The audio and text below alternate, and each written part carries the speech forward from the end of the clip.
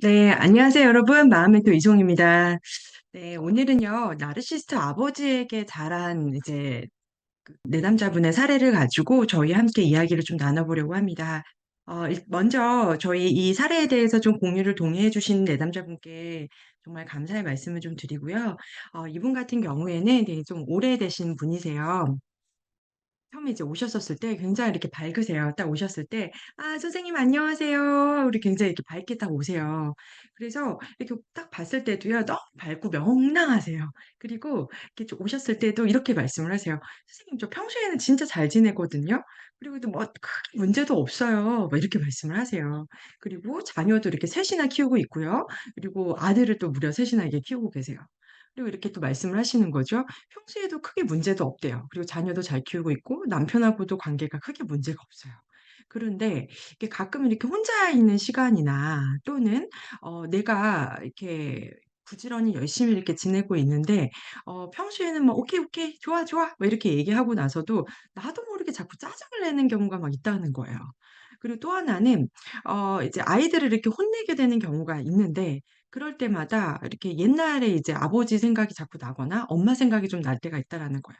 나도 엄마처럼 될까 봐 또는 나도 아빠처럼 될까 봐 무섭고 두렵다라는 얘기를 하시는 거예요.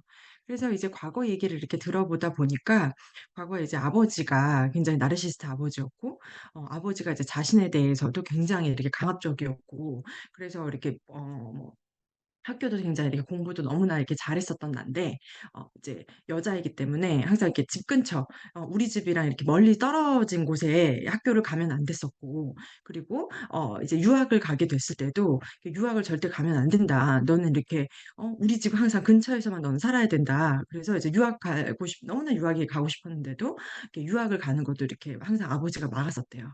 근데 더 중요했었던 거는 음 엄마를 항상 이렇게 많이 때렸었던 거죠. 그래서 이제 자기의 이제 언니도 있었는데 이렇게 언니는 공부를 굉장히 또 되게 잘했었었나 봐요. 그리고 이제 밑에 남동생이 있었는데 이렇게 어떤 굉장히 이렇게 마음 많이 아팠었던 이제 그런 내담자분이셨었거든요. 그래서 이제 오늘 이제 요 내담자분의 사례를 가지고 저희가 좀 얘기를 나눠 보려고 합니다. 제가 좀 화면을 공유를 할게요, 여러분. 음.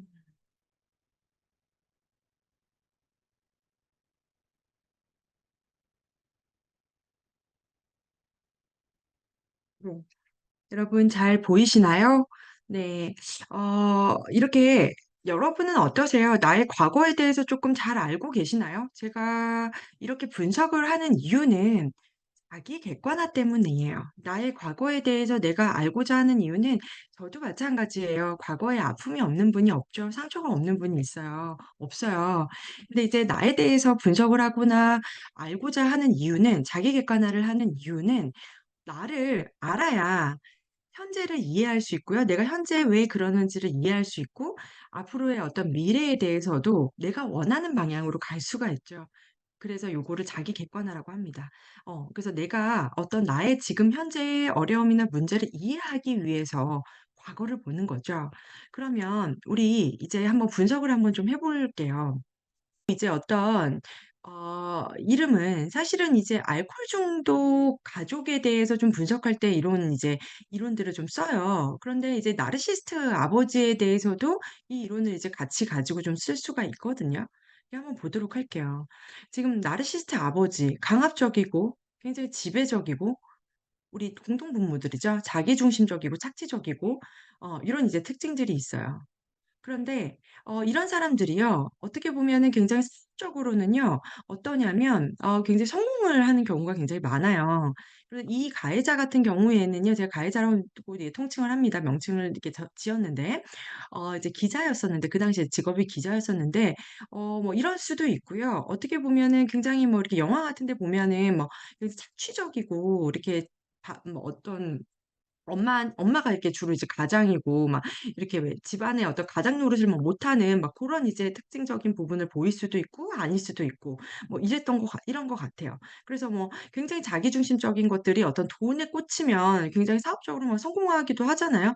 그래서 뭐 이렇게 직업적으로 이제 본인이 돈이 있는 것을 가지고 사람을 막 쥐락펴락하는 그런 캐릭터로도 나올 수도 있고 뭐 아닐 수도 있고 이런 부분들이 좀 있는 것 같아요. 근데 이제 전체적인 어떤 공통적인 이런 분모들 이런 특징적인 것들을 여러분들이 이제 가져갈 수가 있죠.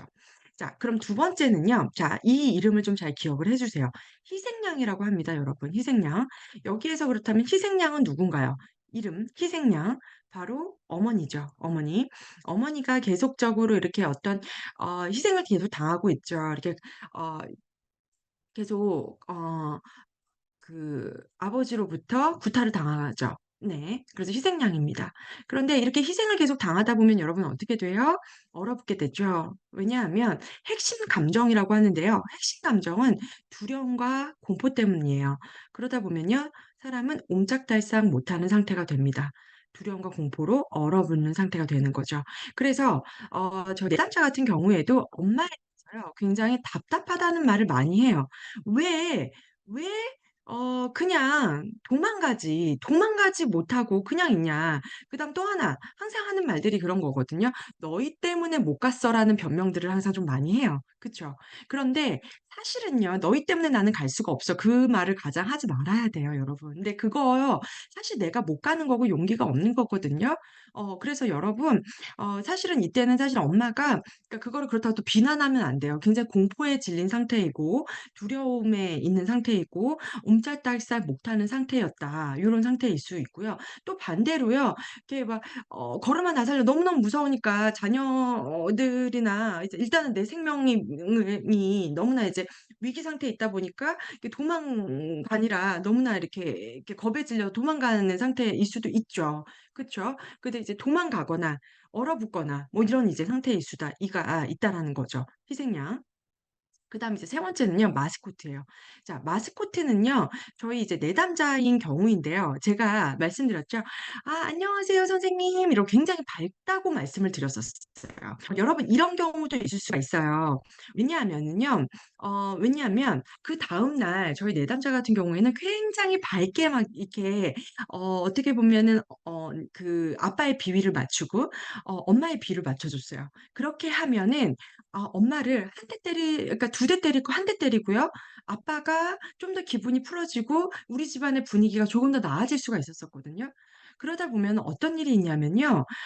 다른 사람의 감정에 맞추는 것에 너무 오랫동안 노출되어 있는 상태가 너무 오래되다 보면은 내 감정이 어떨 것 같아요? 내 감정의 상태가 어떤지 잘 모르게 됩니다. 그래서 이런 상태를 뭐라고 하냐면 가면 우울이라고 하죠. 어. 그래서 어떻게 보면요. 되게 꾸미는 것도 좋아하고요. 심지어 너무나 사랑스럽기까지 해요. 그런데요. 자꾸 어떠냐면 왜인지 모르겠어요 선생님. 자꾸 눈물이 막 흘러요. 이유 없이 막 눈물이 흘러요. 왠지 모르겠어요. 이런 말씀 굉장히 많이 하거든요. 그리고 또 하나는요. 시간이 그냥 이렇게 비는 것 자체를 견딜 수가 없어 해요. 그러니까 공허함, 그냥 가만히 있는 거 이런 것들을 견딜 수가 없어 해요. 뭔가를 막 해야 돼요. 빈 시간을 견딜 수 없어요. 그러니까 공허하다라고 하죠. 그러니까 굉장한 만성적인 우울과 외로움, 공허함 이런 것들을 호소합니다. 그래서 진짜 감정은요. 만성적인 우울감, 굉장한 슬픔감을 가지고 있죠. 그래서 겉으로 보기에는 굉장히 밝아 보이지만 사실은 굉장히 깊이 있는 슬픔과 우울한 상태이다라고 보여지는 거죠. 예. 너무나 가슴 아프지 않나요? 그렇습니다. 그다음에 이제 네 번째 이제 반항아인데요. 이제 그랬더니요. 아까 이제 이 집안에는 세 자녀가 있습니다. 처음에는요. 이 나르시스트 아빠가 엄마를 무자비하게 막 때렸어요. 막 술만 먹고 오면 막 때려요. 강압적이고 자신의 어떤 목적을 위해서는 무엇이든 이렇게 이용을 합니다. 그러다가요. 이 아들이 어렸을 때는 막 많은 엄마를 보면 겁에 질려서 무서워서 엉엉엉엉 울다가 아들이 장성합니다. 큽니다. 10 살이 넘고 15 살이 되고 20 살이 됩니다. 그래서 나중에는 못 참죠. 더 커요. 아빠보다 더 크게 되죠. "그만 좀 하세요." 이러면서 아빠를 밀치고 때려요. 그쵸? 그럴 때 "이 자식이!" 하지만 아빠 손을 팍 잡잖아요. 어떻게 돼요? 더 많이 크게 됐다는 거죠. 그래서 분노하게 되는 거죠. 어 이렇게 잡게 되죠. 그래서 그때부터는 어떻게 돼요? 아빠도 아들의 눈치를 보면서 더 이상 엄마를 때리지 않게 되죠. 네. 아들 역시 이제 분노하게 되는 거죠. 그런데 이 아들의 진짜 사실은 핵심 감정은 뭘까요? 겉으로 보여지는 모습은 사실은 분노지만요. 마찬가지입니다. 이 아들은요. 분노와 핵심 감정은 우울이 동반해요. 그래서 사실은 사람에 대해서요. 굉장히 어떠냐면 두 가지 양극적인 감정을 굉장히 가져요. 그러니까 땐 기본적 신뢰가 잘 없어요. 그래서 어떻게 보면은 이렇게 관계에 대해서 굉장히 피상적으로 가져갈 수가 있고요. 이런 분들은 어떤 깊이 있는 관계를 잘 맺으려고 하지를 않아요. 왜냐하면은 내가 봤던 어떤 이제 관계에 대한 모습이 이렇게 엄마와 아빠의 모습이 어떻게 미워하는 모습만을 이렇게 계속 보면서 이렇게 자라잖아요. 그리고 늘 이렇게 어떤 두려워하고 무서워하고 이런 모습들만. 그렇기 때문에 분노와 슬픔만이 좀 가득한 거죠. 그래서 이제 관계에 어떤 굉장히 피상적인 깊이 있는 어떤 이렇게 좀 안정적인 어떤 관계를 잘 맺지를 않습니다. 또 하나 좀 굉장히 좀 우려되는 부분들은 동일시하는 거거든요. 왜 동일시할까요? 동일시가 뭐예요? 아버지와 같아지는 거죠. 왜일까요? 여러분 그런 거 아세요? 이렇게 그 어떤 가정 폭력이나 뭐 학교 폭력에서도 이전 유튜브에서도 제가 요거를 한번 또 얘기한 적이 있었었는데 가정 폭력이나 학교 폭력이나 예를 들자면 피해자가 가해자가 되는 확률들이 굉장히 자꾸 많다는 얘기를 드렸었었는데 피해자가 왜 가해자가 될까요? 가해자와 피해자가 예를 들어서 이렇게 수직 관계라면 피해자가 늘 이렇게 피해만 이렇게 봤던 관계라면 피해자가 가해자가 되면요. 이거를 극복하게 되는 거죠. 극복하는 관계가 돼 버려요. 그쵸? 극복하게 돼요. 그러니까 뭐냐면 같은 사람이 되면 더 이상 두려워하지 않아요. 그러니까 두려움을 극복하는 방법 중에서 하나가요. 무의식적으로 동일시하는 거예요. 그러다 보니까는 내가 이 두려움을 극복하기 위해서 같은 사람이 되는 거예요. 이걸 세대 간의 전수라고 하거든요. 그래서 아마 이 아버지의 아버지 역시도 동일한 방법을 갖게 됐을 수 있다라는 거죠. 이 아버지의 아버지도 동일한 강압적인 방법으로써 똑같이 대했을 수 있다라는 거예요. 그래서 3 세대 저는 상담을 할 때 가계도를 그리게 된다라는 거죠. 그것을 이해하는 것이 굉장히 중요한 부분이라는 거죠. 자, 또 하나 이제 또 있는 게 큰딸은요. 항상 이렇게 폭력이 있을 때마다 방 안에 문을 잠그고 나오지 않았었어요. 근데 그게 더 무서운 거예요. 그러니까 상담할 때 어떤 것들을 얘기를 하냐면 그래도 다행인 건 큰딸은 굉장히 잘 컸어요. 우리 언니는 그래도 잘 큰 편이었었어요. 그런데 언니는 아무 말 없이 잘 큰 줄 알았었는데 점점점점점점. 공포, 두려움, 우울 말하지 않아요. 사실 근데 이게 더 무서운 거 아나요 아시나요 여러분? 그러니까 마스코트나 반항아는 외현화합니다 여러분. 외현화. 외현화해요. 그러니까 겉으로 드러낸다라는 뜻이거든요.